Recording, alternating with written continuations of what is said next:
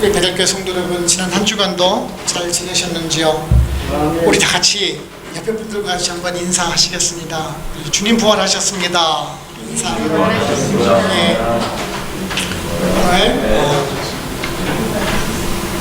또 간혹가다이시지만은 그래도 오셔가지고 같이 예배를 드려주시고 부활절 같이 예배를 나눌 수 있어서 참 반갑습니다. 감사합니다. 오늘이 부활주일입니다.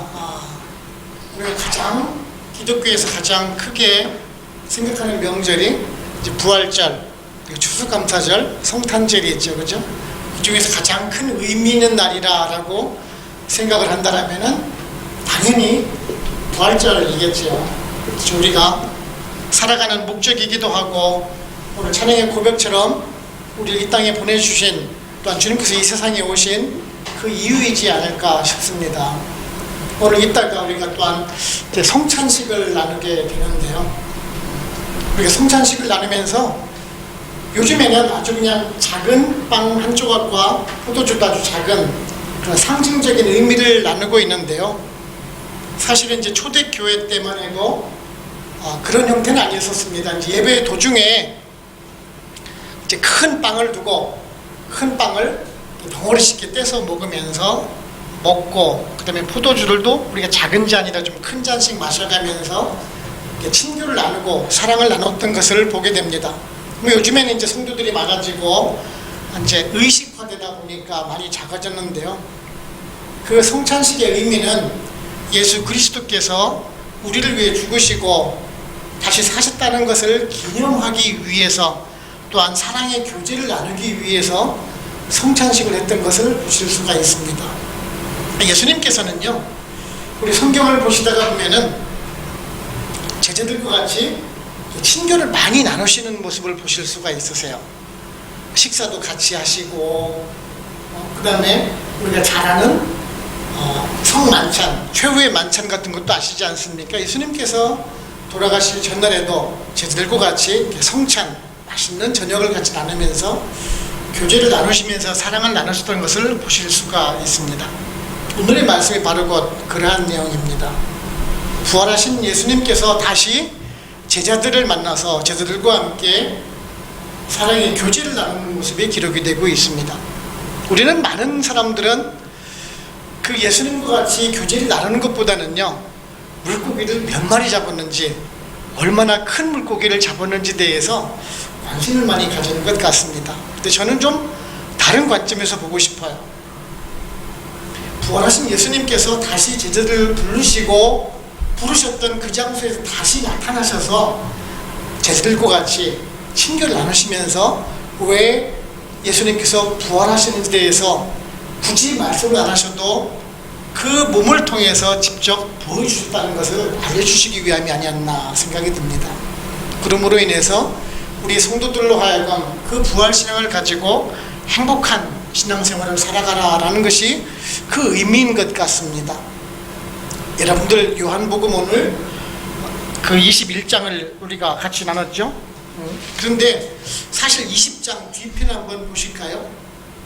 요한복음 20장 맨 마지막을 보시게 되면은요, 사실은 사도 요한이 20장에서 끝마쳤다는 걸 알 수가 있어요.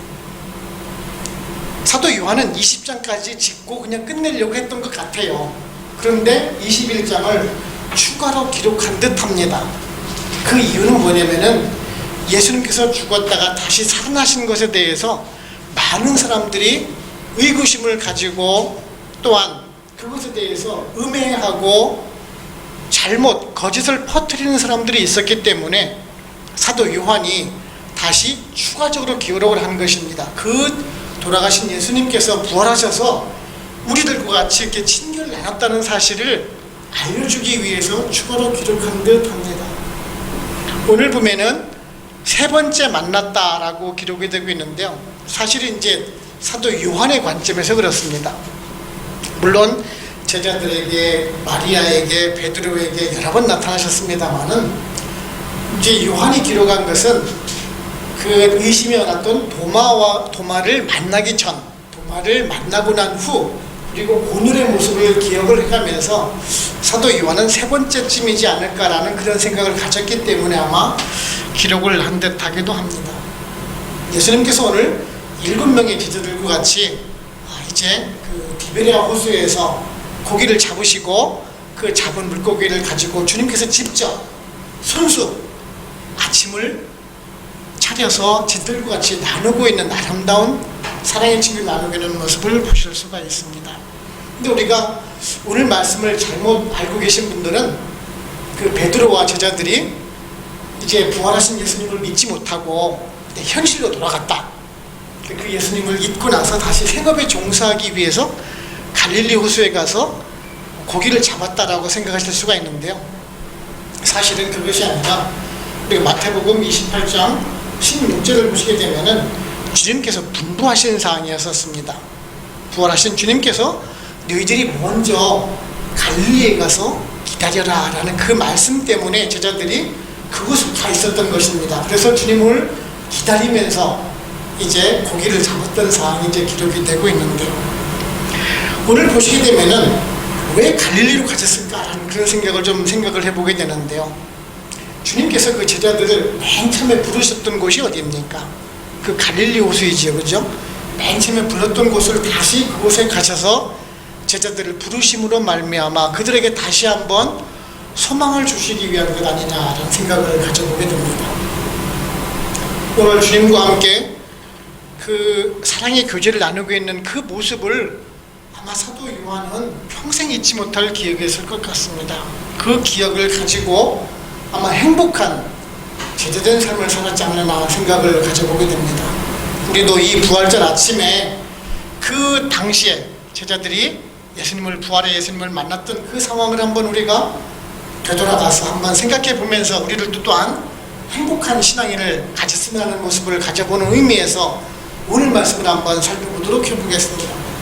첫째는요, 부활의 주님과 인격적인 만남을 가져야 합니다. 말씀 4절을 보시면은 날이 새어갈 때에 예수께서 바닷가에 서셨으나 제자들이 예수인 줄 알지 못하니라 라고 말씀하고 있습니다.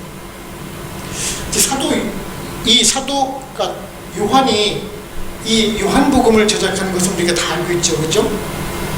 제가 좀 서두에도 말씀드렸듯이 사도 요한은 아마 20장에서 그 요한복음의 기록을 마쳤을 거라는 그런 생각을 가져보게 됩니다. 물론 정확한 것은 모르겠습니다. 제 개인적인 견해입니다. 성경을 보면서. 그러면서 이제 오늘 21절을 추가로 기록한 듯한데요. 아마 그 주님께서 부활하신 것을 의심하거나 또는 곡해하는 사람들 또는 이것을 거짓으로 퍼뜨리는 사람들을 위해서 아마 이 글을 썼지 않은가 싶습니다.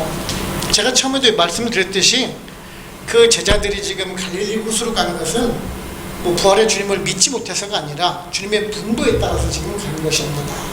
오늘 말씀 보시면 1절을 보시면 디베랴 호수라고 기록이 되고 있는데 이 디베랴라는 곳은 이 갈릴리 지역에 대한 행정도읍지 이름입니다.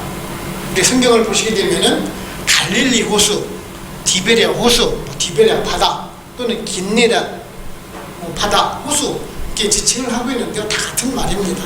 그곳에서 지금 제자들이 만나고 있는 것이죠. 아무튼 이 제자들이 지금 그곳에서 물고기를 잡고 있었습니다. 이 고기를 잡는 것이 낮이 아니라 밤에 잡고 있어요. 왜 밤에 고기를 잡을까요? 대낮에, 환한 대낮에 고기를 잡으면 좋을 텐데 말입니다. 그렇지 않습니까? 근데 왜 그런 거 하니 이 갈릴리 지역은 낮에는 무척 덥습니다. 덥기 때문에 물고기들이 수심 깊은 곳으로 내려갑니다. 그러다가 이제 밤이 되고 나면은 이제 수면 활동을 위해서 물이 차가워지면은 먹이 활동을 위해서 수면으로 위로 올라오게 됩니다. 그럴 때 이제 고기를 잡게 되는 것이죠. 그리고 베드로는 이 사실을 너무나 잘 알고 있었기 때문에 지금 밤에 고기를 잡고 있는 것입니다. 근데 제자들이 고기를 잡고 있는 도중에 이제 주님께서 부활하신 주님께서 그 제자들을 찾아오십니다. 그리고 제자들을 부르시죠. 5절을 보시면은 얘들아라고 부르십니다. 얘들아. 원어를 보게 되면은 파이디아라는 말을 쓰고 있는데요. 영어 성경을 가지고 계신 분들은 보시게 되면은 friends라고 번역을 하고 있어요. Hi guys, 인사하는 거죠. 친구들아 부르는 거죠. 얘들아 라고 부르는 친근한 부르심이죠. 부르고 나서 묻는 거죠. 너희들 고기를 지금 잡고 있니? 많이 잡았니? 라고 물어보시죠. 그러자 제자들이 아무도 못 잡았습니다. 아무것도 못 잡았습니다. 얘기를 하는데 어느 누구도 지금 그 부르는 사람이 예수님인지를 모르는 거예요. 오늘 말씀 8절을 보시면 50칸쯤 된다라고 하는데 그 한 칸이 4규빗이 정도 돼요. 규빗이 뭐냐면 여기 팔꿈치부터 여기 끝까지를 말하는 것이 1규빗이에요. 그러니까 4규빗이 50칸이라 됐으니까 200규빗이 되겠죠. 여기가 손목이 45cm짜리가 20개 정도 되니까 약 한 90m 정도가 됩니다. 즉 예수님은 그 호수의 이제 언저리에서 제자들을 부르시는 것이고 큰 소리로 얘들아 고기 잡았냐라고 부르시는 것이고 제자들이 이제 그 호수에서 90m 정도 떨어진 그 안쪽에서 고기를 잡고 있다가 보는데 주님인 줄 모르는 거죠. 왜냐하면 아직은 날이 밝지 않은 상태이기 때문에 그렇습니다. 그냥 목소리만 들어서는 잘 모르겠지요. 이런 것을 보면서 우리들의 믿음이, 우리들의 신앙이 그 제자들과 같지 않은 그런 상태이지 않은가 싶은 거예요. 조금 약간 지금은 어두운 시대 속을 살아가고 있어요. 사실은 주님과 조금 떨어진 곳에서 우리가 생활을 하고 있습니다.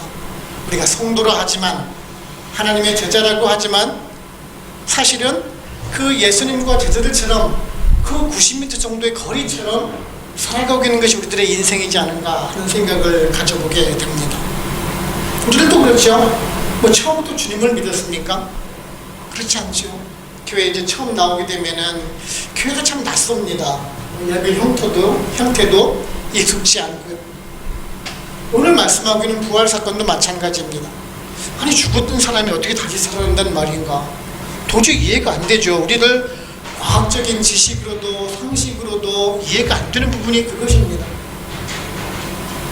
그런데요, 우리가 서서히 아침이 밝아오듯이 우리들의 믿음이 성경을 통해서 성령의 깨우침을 통해서 우리들에게 믿음을 주기 시작을 하면 그것이 믿어진다는 것입니다.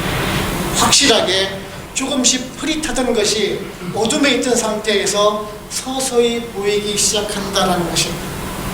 근데 12절을 보시게 되면 이제 날이 어느 정도 밝았던 것 같아요. 주님과 같이 이제 아침을 먹기 시작을 해요. 그런데 어느 누구도 주님인지를 다시 묻는 사람이 없다라고 얘기를 해요. 왜 그럴까요? 다 아니까 그렇지요. 내가 주님의 제자가 돼서 3년 동안 주님과 같이 사역을 했고 이제 주님이 나와 같이 그 부활하신 주님이 나와 같이 아침을 먹고 있는 것을 알기 때문에 그것을 되묻지 않아도 되는 것이에요. 우리들의 믿음이 그렇다라는 것이에요. 주님과 인격적인 만남을 가져서 그 주님과 하나가 되었을 때 우리는 신뢰가 쌓이는 것이죠. 믿음이 있을 때 신뢰가 갖는 것 아니겠습니까? 우리가 같이 음식을 나눌 때 같이 밥상에서 같이 밥을 먹는 사람들은 앞에 있는 사람이 누구인지 대해서 묻지도 않아요. 엄마, 아빠, 아들과 같이 밥을 식사를 하면서 오늘 실례지만 어머니세요라고 묻는 사람들 아무도 없어요. 그죠?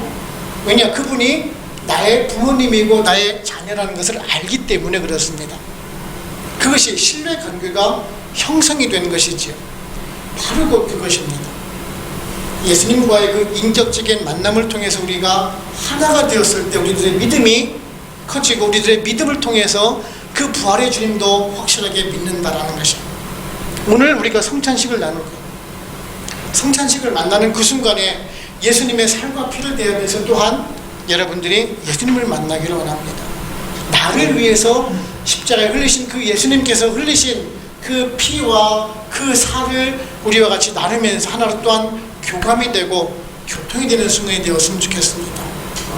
그래서 여러분들이 또한 예수님과 함께 하나로 인격적인 만남을 통해서 성숙한 그리스도인으로 다시 태어나기를 소망을 합니다. 두 번째는요, 우리 성도는 주님의 말씀에 순종하는 사람이 되어야 합니다. 말씀 6절을 보시면은요, 이르시되 그물을 배 오른편에 던지라 그리하면 잡으리라 하시니 이에 던졌더니 물고기가 많아 그물을 돌 수 없더라 라고 말씀하고 있습니다. 우리가 잘 아는 대로 예수님의 직업은 목수입니다. 어떤 사람은 이제 석공일 것이다라고 추측을 하기도 합니다. 그 당시는 나무보다는 돌을 이용해서 집을 짓는 경우가 많았기 때문에 예수님께서는 석공이었을 것이다라고 주장하는 학자들도 있어요. 하지만 우리가 성경을 통해서는 일단은 몫으로 알고 있습니다. 베드로의 지갑은 어부였었습니다. 자, 그렇다면은 물고기를 더 잘 잡을 수 있는 사람은 예수님이겠습니까? 베드로겠습니까? 당연히 베드로죠, 그죠?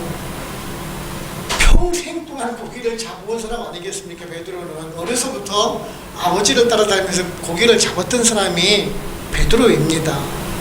그런데에도 밤이 새도록 고기를 못 잡았대요. 그래서 예수님이 배 우편에다가 그물을 던지라라고 얘기를 합니다. 그 말에 순종을 해서 오른편에다 그물을 던졌더니만 큰 물고기가 153마리나 잡았다라고 하고 있어요. 얼마나 큰지는 모르겠어요. 근데 여러분들이 이제 제가 예전에 한번 설명을 드린 적이 있는데 그 갈릴리 호수에서 잡히는 고기 중에서 먹는 고기가 있고 먹지 못하는 고기가 있어요. 그 중에서 오늘 말하는 153마리는 먹는 물고기일 것이고 아주 큰 고기였을 것입니다. 우리가 그 물고기를 우리가 베드로 고기라고 불러요. 사진 한번 잠깐 보실까요? 저렇게 생긴 것입니다. 이게 베스과에 속하는 고기인데 우리나라 그 붕어와 잉어의 그 중간 사이 정도랑 거의 비슷한 것이기도 합니다. 피러스 피쉬라고 부르기도 하는데 베드로 물고기라고 해요. 근데 이 물고기를 153마리나 잡았대요. 아주 뚜렷하게 요한은 기록을 해서 153마리. 이 153마리가 무슨 의미일까에 대해서 또 학자들이 많은 연구를 하는데 그 153마리 중에서 그 100이라는 숫자는 이방인을 뜻하는 거고 50이라는 숫자는 유대인을 뜻하는 거고 3이라는 것은 삼위일체를 말하는 것이다 라고 학자들이 얘기를 하는 사람들도 있어요. 또는요 1 더하기 2 더하기 3 더하기 해가지고 17까지를 더하게 되면은 153이 나옵니다. 그 17을 그 10이라는 것은 뭐냐면은 율법을 말해요. 우리가 10계명 율법을 말하고 7이라는 것은 완전수 하나님의 그 은혜를 말하기도 한다라는 그런 학설도 있습니다. 또 하나는 뭐냐면은 자연계에 있는 물고기의 그 종류 물론 수백 가지 수만 종류가 있지만 그 중에서 분류로 따지면은 153종류나 된다라고 합니다. 또 하나 학자에 따르면은 베드로 우리가 사도 중에서 으뜸이되는 그 베드로가 이제 사도들의 수석이 되죠. 원래 이름은 게바라는 이름입니다. 그 히브리 이름은요 히브리식 철자는 그 알파벳에 의미가 있고 숫자 의미가 있어요. 그 게바라는 의미를 가지고 따져서 보면 그 숫자 다 더한 숫자 이름의 합이 153이기도 합니다. 또 하나는 153 민족 모든 열방이 다 하나로 돌아올 것이다. 예수님께 돌아올 것이다라는 그런 의미를 가지기도 합니다. 물론 어떤 것이 맞는지는 모르겠어요. 하지만 다 맞겠죠. 제 생각은 그렇습니다. 근데 그 많은 물고기를 잡았는데도 불구하고 그물이 찢어지지 않았대요. 왜 그럴까요? 그물이 튼튼해서요? 오늘날 같으면은 사실은 굉장히 단단한 나일론 줄로 그물을 만들어요. 근데 그 당시는 삼나무 줄기를 뽑아내서 그거 가지고 엮어가지고 실로 짠 그물이에요. 153마리 정도를 끌어올리려면 당연히 그 그물이 찢어지게 되어 있는 정도입니다. 그럼에도 불구하고 찢어지지 않았다는 것은 사실은 그 모든 열방을 다 하나로 구원시킬 것이다라는 그런 의미를 지니고 있습니다. 자, 아무튼 그 그물이 찢어지지 않고 베드로는 모든 물고기를 다 잡게 됩니다. 근데 사실은 우리가 그 모습을 보면서요 베드로 만일 여러분들이 베드로였다면 무슨 생각을 가질까? 내가 베드로라면 예수님이 배 그물을 오른편에 던지라는 얘기를 듣고 나서 무슨 생각을 가질까요? 만약 예수님인지 몰랐다라면 지금 모르고 있는 상태 아닙니까? 그죠? 그렇다면 야 네가 나보다 더 잘 알아? 나는 그래도 베테랑이야. 나는 내 평생 동안 이곳에서 고기를 잡았던 사람이야 라고 생각을 하지 않겠냐라는 얘기예요. 더군다나 지금 생판 모르는 친구가 저 바깥에서 지금 묻고 있지 않습니까? 배 오른편에 던지라라고. 그런데 베드로는 그 말에 그냥 편견 없이 순종을 했다라는 것입니다. 우리 모두 다 성공을 꿈꾸면서 살아가요. 그렇죠? 우리 인생을 살아가면서 또한 성도로 있으면서 성공하는 인생을 살아가기를 꿈꾸고 있습니다. 하지만 우리들 속에는 이미 가지고 있는 기득권 의식들이 있어요. 내가 했던 경험들이 있다는 것이 사실 그것을 버리기가 힘들어요. 그것 때문에 내 고집대로 내 의견대로 행하기가 쉽다라는 것이에요. 그런데 베드로는 그 편견을 버렸습니다. 그래서 물고기를 잡을 수가 있었다는 것이죠. 편견을 가지지 않고 순종하는 그것이 바로 곧 그 성공의 비결이었다는 거예요. 우리들도 마찬가지예요. 우리들의 생각대로 뜻대로 되지 않는 것들 정말 많이 있습니다. 내가 배웠던 그 지식대로 내가 알고 있는 그 상식대로 해서는 안 되는 것들 정말 많이 있습니다. 그럴 때 우리가 우리 스스로 결정하지 않고 있지 않습니까? 내 마음대로 내가 해봤던 거니까. 하지만 우리는 그렇게 하지 말라는 것이에요. 우리는 주님이라는 것이 있습니다. 예수 그리스도가 하나님이 우리의 주인 되주시기 때문에 그렇습니다. 우리의 인도자가 되어주신다는 것이에요. 내 편견을 가지지 않고 그것을 기도로 주님과 상의하면서 교통할 때 승리하는 인생을 살 수가 있다는 것이에요. 제가 늘 설교 시간에 말씀드리죠. 여러분들에게 그 일을 추진하기 전에 먼저 주님께 기도해 보라고 말입니다. 분명 주님께서 주시는 확신이 있을 때 내가 A라는 것을 선택할까요? B라는 것을 선택할까요를 놓고 기도를 하고 있을 때 분명히 하나님께서는 그 중에서 어느 것을 하나를 밝히 보여주시는 것이 있어요. 그럴 때 우리는 실패하지 않은 인생을 살아갈 수가 있어요. 하지만 내 고집대로 A라는 것이 성공했었으니까 그대로 따라갈 때 우리는 실패하는 경우들이 참 많다는 거죠. 우리는 성도예요. 하나님의 자녀예요. 그런 세상적인 편견을 버리고 주님과 같이 상의해가면서 믿고 순종해 나가는 믿음을 따라갈 때 우리는 반드시 승리하는 인생을 살아갈 수가 있을 것입니다. 자, 여러분 모두 다 주님과 언제나 교통해가면서 상의해가면서 주님 보여주시는 인도해 주신 길로만 따라가심으로 인해서 성공하는 인생을 살아가시기 바랍니다. 세 번째는 우리는 그 부활하신 주님과 함께 행복한 인생을 사시기 바랍니다. 9절을 보시게 되면 육지에 올라와 보니 숯불이 있는데 그 위에 생선이 놓였고 떡도 있더라 라고 말씀해 주고 있어요. 그 7명의 제자들이 지금 배에서 고기를 잡고 있는데 한 90m쯤 떨어진 곳에서 어스름할 때 주님을 제일 먼저 알아본 사람이 누굴까요? 사도 요한입니다. 아마 그 7명 제자들 중에서는 제일 나이가 젊었겠죠. 나이가 젊었으니까 시력도 좋았겠죠. 베드로는 물론 그 중에서 나이가 제일 많았겠죠. 그래서 사도 요한이 주님이시다 라고 얘기를 하니까 사도 베드로는 어떻게 합니까? 물고기를 잡느라고 옷이 거추장스러우니까 옷을 벗고 이제 일을 하고 있다가 겉옷을 그냥 걸치자마자 그냥 바로 그냥 90m쯤 남은 거리를 뛰어내려서 헤엄쳐서 주님한테 갔다라는 것이에요. 주님께서 부활하셨을 때 무덤에서 처음에 부활하셨던 소식을 제일 먼저 들은 제자들이 누구일까요? 사도 요한입니다. 그런데 그 빈 무덤에 들어가서 제일 먼저 확인한 사람은 누구일까요?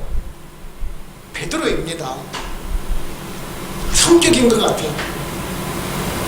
요한은요 좀 꼼꼼하고 세심하고 두들겨보고 확인하고 그런 성격인 것 같고, 베드로는 뭐예요? 그냥 생각나는 대로 그냥 확 하고 저지르고 보는 그런 스타일인 것 같아요. 우리들 모두 다 그렇죠. 어떤 사람은 좀 더 냉철한 사람이고 어떤 사람은 좀 더 감성적인 사람이 있어요. 여러분들은 좀 어느 스타일이세요? 저는 좀 베드로인 것 같아요. 제가 좀 급하거든요. 생각하면은 바로 그냥 그 즉시 해야 되거든요. 그런데요, 오늘 말씀 보시게 되면 주님께서 숯불을 피워놓으시고 아침 준비를 하고 계셨다라는 것이에요. 제자들이 고기를 잡고 그 그물을 끓여서 이제 배로에서 육지로 이제 서서히 오고 있는데, 그 사이에 벌써 주님은 숯불을 피워놓고 생선을 또 굽기 시작을 했고 이제 제자들이 오자 새로운 큰 생선을 또 가져오라라고 얘기를 합니다. 그리고 이제 제자들을 향해서 그 생선을 구워주시고 떡도 구워 드셨다고 했어요. 물론 떡이라 그래가지고 뭐 한국처럼 뭐 쌀가루가 아니라 밀가루에다가 그 누룩을 발효시킨 아주 투박하게 구운 빵일 것입니다. 딱딱한 빵이겠죠. 이것이 유대인들의 아주 평상적인 식사입니다. 베드로 고기랑 빵 한 조각 먹으면서 식사하는 것이 가장 기본적인 아주 소박한 식당이었을 것이에요. 그런데요, 요한은요, 그 모습이 아마 평생의 기억이 남았던 것 같아요. 그래서 이것을 기록을 했던 것 같아요. 우리가 제자된 사람이 먼저 생선을 굽고 스승에게 대접하는 것이 기본적인 예의 아닙니까? 근데 주님께서 먼저 베풀어주고 계셨다는 것이에요. 주님은 이런 모습을 참 많이 보이셨어요. 몸소 먼저 행하시는 모습을 정말 참 많이 보여주셨어요. 주님이 돌아가시기 전날에도 마찬가지입니다. 우리가 이것을 성만찬이라고 부르죠. 우리 하나 보시면은 무슨 그림인가 아시죠? 레오나르도 다빈치가 그린 최후의 만찬이라는 그림입니다. 우리는 여기서 주님과 같이 식사하는 것들만 생각을 하죠. 근데 주님께서 이 식사를 하고 난 다음에 무슨 일을 하셨는지 기억하시죠? 제자들의 발을 씻기셨어요. 주님께서는 그 친교를 통해서 얼마나 사랑하시는지를 몸소 보여주셨다는 것입니다. 우리가 여기서 나누는 그 음식 푸짐한 거 아니에요. 그냥 평범해요. 정말 소박한 거예요. 그냥 물고기 잡은 거에다가 소금 툭툭 뿌려서 그냥 구운 거 뿌릴 거예요. 빵, 우리들이 먹는 카스테라처럼 아주 부드러운 빵도 아니에요. 딱딱하고 먹기도 힘든 그런 빵일 수도 있어요. 하지만 주님과 같이 나누는 그 아침 식사는 얼마나 행복한 시간이었냐는 얘기예요. 그것을 평생 잊지를 못했을 거라는. 우리의 구원도 마찬가지입니다. 우리의 구원 특별한 것이에요. 나를 하나님 백성 삼아주시고 나를 구원시켜 주신다는 것, 그 구원의 은혜는 정말 특별한 거예요. 성령의 감화로 말미암아 내가 성령 체험을 하고 구원받는다는 것, 정말 특별한 경험이기도 해요. 하지만 중요한 것은 평범하다라는 것이에요. 그냥 일상적인 거라는 것이에요. 우리들의 삶이 오늘 제자들과 그 예수님이 식사하는 거랑 똑같다는 것이에요. 우리는 그저 그냥 천국에 가면은 왕처럼 살 것만 생각을 해요. 그렇죠? 하지만 그것이 아니다라는 얘기예요. 무엇을 먹느냐가 중요한 것이 아니라 주님과 같이 있다라는 그 사실이 중요한 거예요. 작은 물고기 한 마리와 딱딱한 빵일지 몰라도 주님과 같이 도란도란 얘기해가면서 즐기는 그 소박한 일상이 행복이라는 것이에요. 우리들의 삶이 그래야 된다는 것이에요. 우리들의 성도의 삶도 마찬가지입니다. 우리가 살아가는 거 특별하지 않아요. 천국에 간다라고 해가지고 맨날 스테이크 먹는 거 아닐 거라는, 그 음식이 중요한 것이 아니라 주님과 같이 소박한 일생을 살아가면서 즐기는 담소를 나누면서 이야기를 나누는 그것이 행복한 생활이라는 것입니다. 우리 성도가 그런 삶을 살아야 돼요. 주님과 같이 교통하고, 회사에도 주님과 같이 가고, 주님과 같이 아침도 같이 먹고, 내 책상 옆에서 주님과 같이 일하고, 저녁 때 우리 아들과 같이 주님과 같이 식사하고, 된장찌개 하나 먹고 나서 그냥 소박한 일생을 떠가면서 사랑의 교제를 나누는 모습이 성도의 모습이고 천국의 모습이라는 것이죠. 우리 교회가 그러기를 원하는 것이죠. 우리 성도님들과 같이 정말 작은 반찬 하나 같이 나누면서 친교를 나누면서 하나가 되기를 원하는 것이죠. 그럴 때 인격적인 교제를 나누면서 진정한 예수 그리스도의 제자로 우리가 성장해 나갈 수가 있을 것입니다. 결론적으로 말씀을 드리게 되면 우리가 오늘 부활절을 보내고 있는데요, 서두에도 말씀드렸듯이 우리 성도들로 하여금 가장 큰 절기가 이제 세 가지죠. 부활절, 추수감사절, 성탄절. 그 중에서 가장 의미 있는 날은 정말 부활절인 것 같아요. 이 부활절 되면은 오늘 이 시간에도 물론 이제 각 나라별로 시간대가 달라서 따로 예배를 드리겠지만, 부활절 아침에 보통 이제 큰 도시에서는 부활절 연합 새벽 기도회도 하고요. 그 다음에 이제 오늘 전 성도들이 모여서 정말 애찬을 나누면서 예배를 드립니다.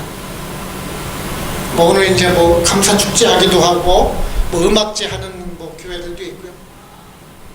정말 큰 행사를 많이 가지는 것이 이제 부활절인데요. 부활절을 맞으면서 그런 생각을 해보게 됩니다. 우리들의 삶이 매일 부활절 같은 날만 되었으면 좋겠다는 생각입니다. 우리는 사실 그냥 평소처럼 살아가다가 부활절만 기념일을 맞춰서 이렇게 생활을 하곤 해요. 그때 이제 시청에서 많은 음식들 준비해서 나누기도 합니다. 하지만 우리들의 일상이 부활절 아침처럼 늘 그런 행복한 부활신앙을 가진 사람이었으면 좋겠어요. 푸짐한 음식이 아니더라도 조그만 음식을 같이 나누면서 사랑의 교제를 나누고 행복한 신앙생활, 소소한 일상을 나누면서 같이 공유하는 부활의 아침이었으면 좋겠어요.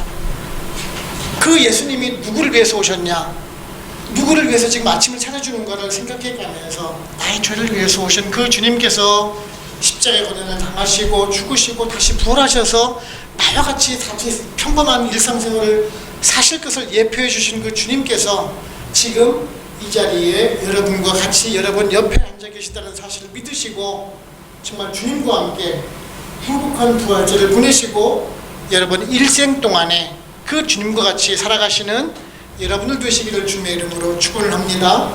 아멘.